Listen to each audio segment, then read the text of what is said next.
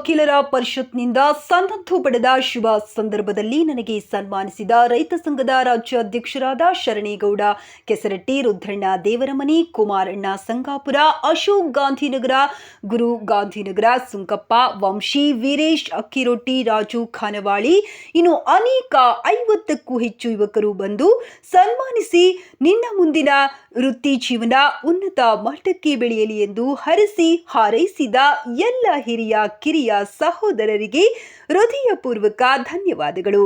Brothers Rudranna Devaramani ಅಭಿಮಾನಿ ಬಳಗಕ್ಕೆ ಮತ್ತೊಮ್ಮೆ ಧನ್ಯವಾದಗಳು.